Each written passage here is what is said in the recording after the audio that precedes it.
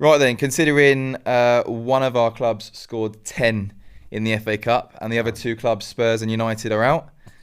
KG, let's talk about it. Let's talk about it. Should we have a real we're shit bonding moment? I think it needs to be a therapy session, a football therapy session for a couple of minutes. You can't be our therapist. That's taking Heart to heart. No, I'll be neutral. No. City comes with 10 goals in one game. Yeah. Look at all my wealth. Why? Yours is definitely worse, though. I mean, Villa are a great side, but it's been such a poor season for you as well. Like, you could have won the FA Cup this season. Could have been a decent kind of. They could have won the FA Cup. If they had won the FA Cup, it would have been a decent season. Do you know what I'm trying to say? Like when they won the Europa League. Therapist is supposed to be like realistic. Yeah, he's taking the piss. That therapist. You're really taking the mick out of it right now. Let us talk right now. I'm shocked at the Spurs standard, to be honest, because we finally got rid of Ruben. Yeah, I'm not a big fan of getting rid of Ruben, by the way, because I just think get rid of the manager at the end of the season. Personally, do you think he kind of killed himself by what he said in the interviews? Well, they said what they promised him and what he's getting is two different things, right? I know, like, apparently we had money for Semenyo, and then the money's gone missing. We had money for Baleba, the money's gone missing. Yeah, what's going on? So it's like, and now you're saying you want him to play another way. When you interviewed him, he told you, I play five at the back. Yeah. So there's no surprises. You know what I mean? It's like you hire someone who says, this is who I am. And you say, well, I want you to be something else. It doesn't work like that. So I think it's a mistake on recruitment level. But then he needed to be a bit flexible because his wasn't getting wins. He wasn't getting great points. You know, but how good is the team? No, true. For you lot, I don't know. Your manager had a cup. Let's talk about it. Do you know what? I'm going to stare straight down the barrel of the camera here and say it to Spurs fans. Stop, I want to swear, but stop booing. Because nothing is going to change. Statistically, Frank is at the moment our worst manager we've had in 20 years. I get that. And the style of football right now is not brilliant. But I also do feel sorry for him in a kind of way because he's had no Solanke for most of the season. He's had no Kulusevski. He's had no Maddison. And no disrespect with the players we've got. He plays a counter-attacking style of football, and we've got players that can't counter-attack. So it's pointless. It is pointless, and it puts the defence on such a strain. But booing individual players when they're touching the ball went out for a throw in the FA Cup, and Frank's gone and caught the ball, and the whole stadium booed. Wow. It's not going to change anything. There's a reason we are in the position that we're in now. We'd have scored in 2019 Champions League final, the best squad Spurs have ever had, and we should have recruited then. We lost the Champions League final, but it was time to build. Arsenal got close to winning the league, didn't win the league, went and got Rice. They then didn't win the league the next year, and they got Zubimendi and other players to strengthen. We've not strengthened once. Yeah. That brilliant team that Spurs had didn't get reinvested in, and then we had two players that papered over the cracks for 5 years, Sonny and Harry. They've both gone. Wanyama's gone, Dembele's gone, Toby and Yan are gone, Sonny and Harry Kane are gone, Eriksen's gone, Ali's gone. Stop, it's gone, it's done. The squad is not the same. So there's a reason why Mourinho failed at Spurs. Conte failed at Spurs. Nuno failed at Spurs. Frank is failing at Spurs and won us a trophy somehow in the same season, finished 17th in the league. Would you take him back? There's a reason. Instead of Frank? No. You have to choose between Frank or Ange. Oh, Jesus. Gun to your head. That is gun to your head. The You have to decision choose. you want to... What do you prefer? It's got to be Ange. Just purely for entertainment value. Just purely for entertainment value. And that says something. Because I don't want Ange. You've had enough of Frank. But there's a reason. I had it for the first time ever. I'm someone at Spurs that keeps quite quiet in terms of like voicing my opinions, especially at the game. Talk about it with your mates at the pub or on a show like this or whatever. But in the game, you support your team. And I did go a bit overboard at half time, swearing at a few fans that were booing at half time. And we had this discussion, and they're like, the one change you can make at Tottenham is the person in the dugout. You can't change the person who sit in the box. Yeah. Exactly. So nothing's going to change. We're going to hire another. I know what's going to happen. We're going to sack Frank. We're going to hire another manager. We're going to win 10 games on the bounce. Or we're going to be unbeaten in 10 games. And it's going to be amazing. Oh, this is what we needed to do.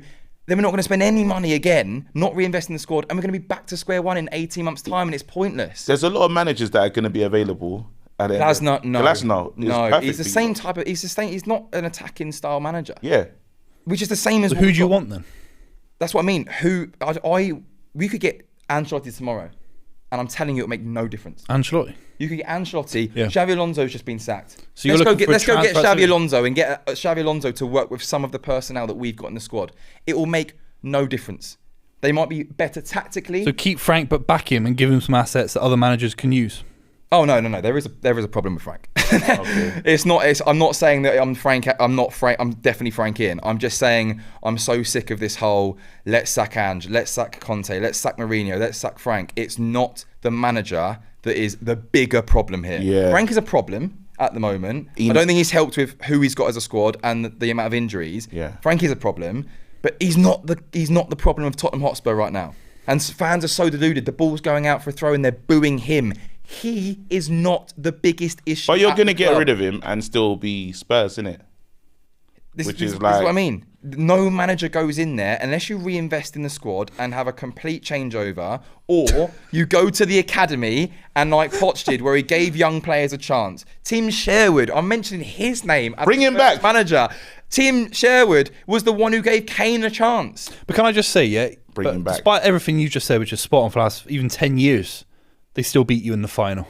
Yeah, you know what? And That's embarrassing. That does say something. How do you sleep Our at night? Our manager's gone. Ruben's gone. And I don't know what the club was thinking. That day was a sackable offence. If you was going to sack a manager... Should have done it then. Because it should never happen. Crazy. That's not allowed to happen. I had to dye my beard like a ginger because I didn't think it was possible. I had a ginger beard. It didn't make any sense. Yeah.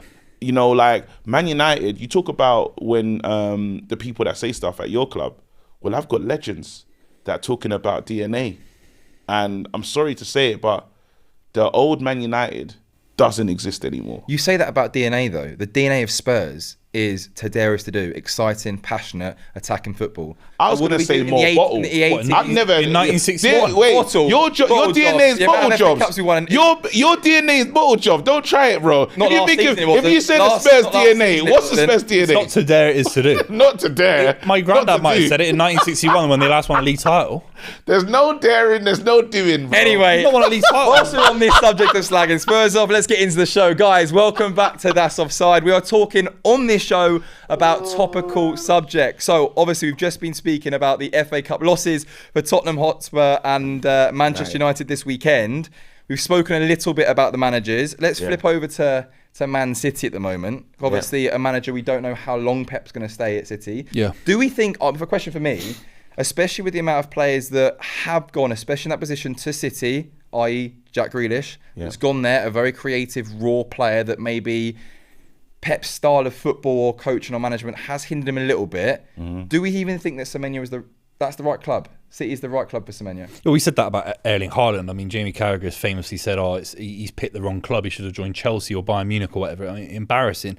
I think we completely mislook at how Guardiola treats top-level footballers. If you ask Thierry Henry, do you want to have a little bit more flair in your career looking back, or do you want to win a Champions League at Barcelona, which he did in his first season? He'd take the latter. Sometimes the greats, you have to diminish your game to win big silverware. And Jack Grealish had flair in that season. He scored a big goal against Arsenal. Maybe he hasn't scored 20 league goals a season, but by the way, he had a better goal-to-game ratio at Manchester City than he did at Aston Villa. So he's scoring big goals at the top of the Premier League versus Aston Villa in the Championship. No, his goal-to-game ratio, so when he played minutes of football, he scored more goals for Manchester City per minute played. So who does Jack Grealish... Would you say like it was a true success at Grealish? You didn't see the best of Grealish at Man City. Is Jack Grealish the best signing of all time? Is it Didier Drogba to Chelsea? Is it Wayne Rooney from Everton to Man United? Of course not. That's a 10 out of 10 signing, what I've just said. But people talk about him as if he was a 0 out of 10. He helped City win a treble and he played nearly all of the games that season. Important. I don't think it was I don't think I'm making it out as a 0 out of 10. No, I'm not saying you, but a lot of people say that. But I think even like having, as I said on another show, I was very lucky to actually be in a conference with Jack Grealish the other day, and he was speaking about how he did kind of struggle under Pep and how it's so much more relaxing now going back to his Aston Villa days at Everton. And I'm just thinking Semenyo is that player who will just get the ball and drive. Is Semenyo now going to lose that quality, what he's good at City? No, because I think he's like, they almost got themselves a more reliable Doku. Like, that's what I feel that they've got themselves. Direct, knows when to do certain things. Doku's brilliant. He can sometimes, and then in the same game, he might do something weird. You're like, what you done that for? Semenyo, he's like action. I desperately wanted this player because I thought that he would be key. The ball's going to fall to him and he's going to finish. And then let's talk about mindset. He's racially abused in that Liverpool game. drove him. It pushed him. He's like, I'm going to do something, even though I've been at Bournemouth. And he was the form between the side. That guy, I think it's a perfect relationship for him and Pep, because Pep wants hard workers as well. Yeah, it's a really good point. And you have to say, modern footballers would shirk responsibility. He obviously talks about the racial abuse, which is horrific. Also, he's been linked to Manchester City for weeks. And he could have said, I'm not playing. I might break my leg. He played for Bournemouth till right to the last minute. Obviously, scored against you lot. A big win for them. Could keep them up in the league. So you have to sit there and say, Semenyo's character. And 8 years ago, right, I was off at the World Cup watching England and having a few pints. This guy was working hard, non-league football for Bath City. And now he's in the Premier League with Guardiola. Only 8 years ago. Yeah. Like, come on. I saw him at pre-season. We played these lot. And I goes, this is the training before the game and stuff. I go, Semenyo, take it easy. He said, never. Yeah, this is before the game. Like, it was like some media stuff. We've won the game in pre-season, and he goes, I was like, Semenyo, we won. He goes, wait to the Premier League. What happened? We lost. You mentioned it though. You said you made a point saying he's the type of player that Pep wants. But one thing, especially as it's topical now with the transfer window being open, do you think there's a slight thing about players not knowing if Man City or Man United is the best move at the moment, with there being so much uncertainty around the manager? You've now got a manager until the end of the season in terms of Michael Carrick. We'll come on to that in a minute.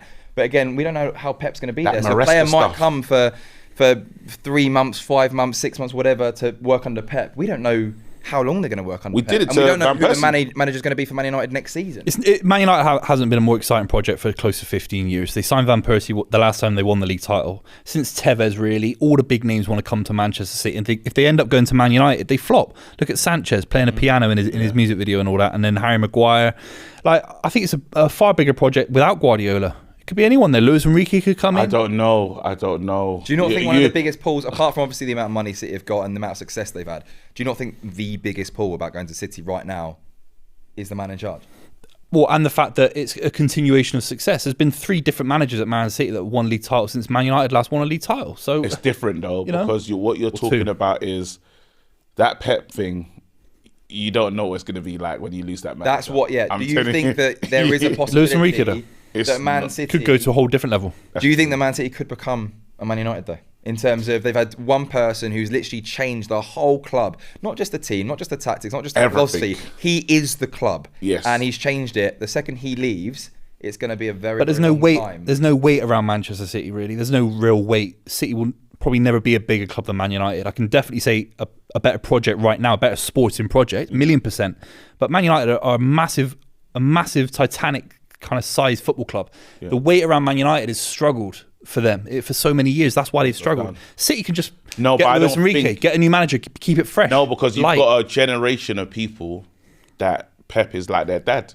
Like how we had for Sir Alex. And I'm telling you, when I saw that, when Sky Sports told me the yellow ticker and it said, this is Ferguson's last season, I couldn't believe it. I'm telling you right now, and what you're gonna lose, even Arsenal, you can say, losing Wenger, it's taken them a long time to someone, a stalwart or someone that great in a league that's changed the way everyone plays. You got his Pep's fledglings. You got Maresca, you got Arteta, you got all these. That's the same. It's actually the same as Fergie. I promise you, you'll see the gap of this guy leaving. 100%, yeah. So, yes, guys, hope you're enjoying the show. Whilst I've got you, make sure to check out Bet442 and their sign-up options on the screen and in the description. T's and C's apply. 18 plus. Please gamble responsibly. Yeah. So when we talk about top-level managers who are going to change the course of your club, obviously you've just appointed Michael Carrick until the end of the season.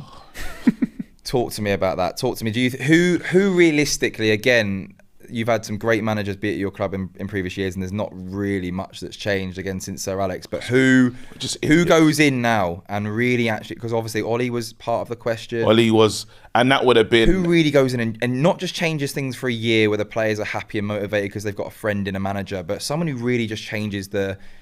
I've got my eye on. I was in the person I really want to sign for us when it's all in the summer. Tuchel. Would he go there? Yeah, why not?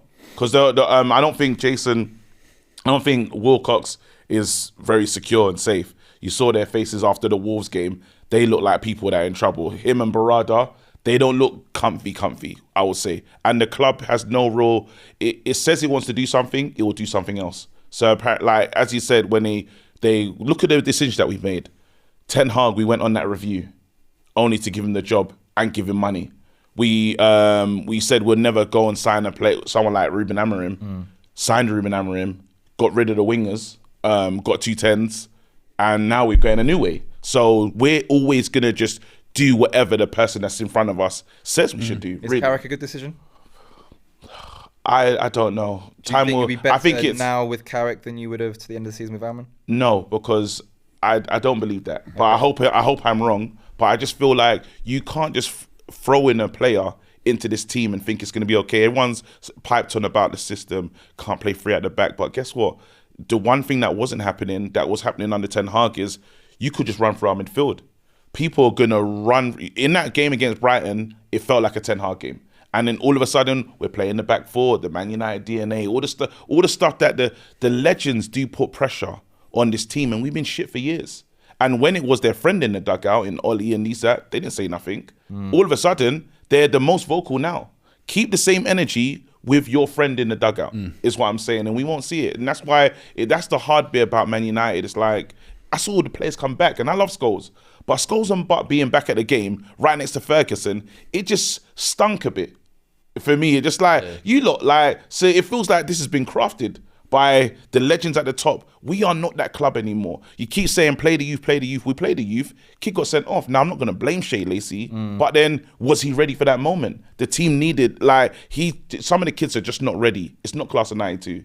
It's United now. Well, you mentioned it stunk a bit. Roy Keane's comments during the week. Do you agree?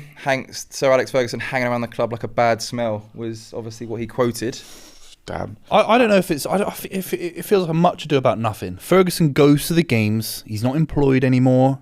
Yeah. Sir Matt Busby used to have a room next to the new manager. Yeah. So anytime you're a new manager at Man United after Sir Matt Busby, he'd be in his office doing things. That's a real influence you don't want as a manager. That's years ago. It's decades ago. Ferguson doesn't have that. Ferguson hasn't had a real direct comment or involvement or observation about Man United for years. Yeah. He's on Sky Sports News. Is he going, oh, we should sign this, that, and the other? Like, with all due respect, he's an elderly man who goes to the games to support the club that he loves. That he built. Like he's his legacy. We're dining off the back of what Ferguson done. Now, at the same time, you can really argue that Keane and Ferguson need to. I would love them to fix things. They never will, which is really sad because it's like even when he got his statue, I was hoping Keane would just show up, and they need to bury the hatchet. But they're the same person. That's that. The biggest issue is he ain't forgiving him, and Fergie probably will forgive him now. If you ask Fergie about Keane, he'll feel differently. But we did him dirty. The way we got rid of Keane was mad, considering he was your leader on the pitch. You know, so I could jilted lover, innit? Jilted ex. What stunk for you then, in terms of, you said Scholes? Oh, I just seen the players, like it just felt like as if there was this massive Ruben needs to do this, and he shouldn't be allowed to call out the board and ask for things that he should be getting. Everyone said, well, you have to win more to get those things. But guess what? You're now going to see the state of the squad. Is it good enough? Everyone's doing business. People are strengthening. And what are they doing upstairs?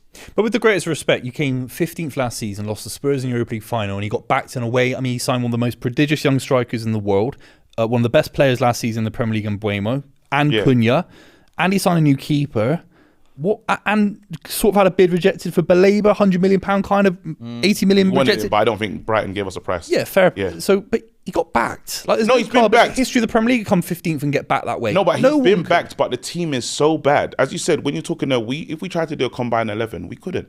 Based on form, but you look, I mean, Man United have got De Ligt in there, Harry Maguire in there. These are big players. I'm not saying they're good enough to win a league title, but they're far better than Ruben Amorim. But they're injured. Good players in there. So what happened now is, because we're still thereabouts. You say we're sixth in the league, but we had the big injuries, and we had AFCON. So when this time we lost Mazraoui, De Ligt, Maguire, Bruno Fernandes, Ahmad, we lost everything. Really, it was too much to lose, and there was no context to that. It's like, oh, but what's going on with the system? What's going on? It's like, but look at this scenario that you're facing. It's shit. But then before that, everyone blames him for the 15th.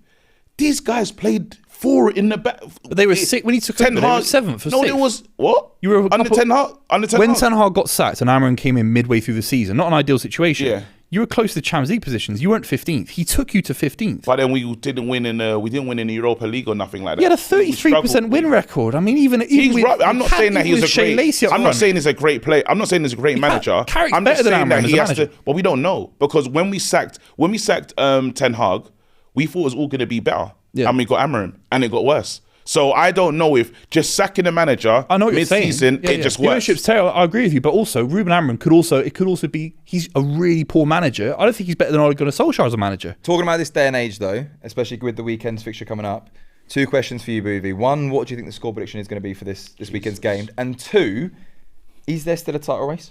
Yeah, City are in the title race, 100%. Arsenal have got real issues on the left-hand side. We talked about Man United signing Semenyo. Spurs were linked, Chelsea were linked, everyone was linked. But Arsenal should have been the real front runners for Semenyo. Imagine him off the left with Saka off the right, and it could be anyone down the middle. But they got real issues off the left, real issues down the middle. What, Martinelli? They got Martinelli and Trossard? No, I don't like Martinelli massively. To win a league title, and Trossard's a decent squad player. But, I mean, we're talking about Mane and Salah. We're talking about Sane and Mahrez at points for City. We're talking about Sterling in there. Like, it's a really poor front three that Arsenal have got still. So City are 100% still in the title race because of Haaland, Cherki, Semenyo, Foden. City got a far 6 better. points clear. 6. I've seen United bottle it with 8 points clear with 8 games, and they had Sir Alex Ferguson in the Aguero season. So stranger things have happened. Don't bottle it. No, but you're 8 points clear with 8 games to go. Yeah. So I mean that's great. I mean, and that's a great Man United side, and you won it the following season. This weekend, then Arsenal win, you lose to Man United. Well, Still in the title race. who loses to Man United? That's funny, because this could be a clip now. You know how they make these clips and It's stuff. gonna be 5-0. Okay. And I would say see the thing about my club, is, and I would have been a bit more confident had it been Ruben, because we're dickheads. Like, so excuse my language. Excuse my language. I have to say that, but we go into games and play well when we shouldn't. Yeah. Or we just do things that we shouldn't be doing. And now why I feel it's dangerous for City, why he has to watch out, is Mbeumo's back. He's been knocked out. Ahmad's back. And we just bought in Carrick. It's at the theatre of dreams. Man United do strange things. That's all I'm saying, is strange things happen with this club. Can we get a draw? Because I think that's probably one of the best things we could do. Probably get a draw or cheekily win it. We'll go and lose the next game. We will go and lose the next game very quickly. And anyone could be on the fixture list. It could be anyone. Yeah, it could be Forest. We'd lose. But in this game, I wouldn't be confident. Give us a score prediction, both of you. I'm going to say 5-0. 2-1 Man United. 5-0. 2-1 Man United. Okay, guys, let us know in the comments section below. Obviously, big game, Manchester Derby this weekend. Let us know your score prediction in the comments section below. Also, don't forget to check out our sponsors, Bet442. There is a link in the description below and a QR code for you on the screen.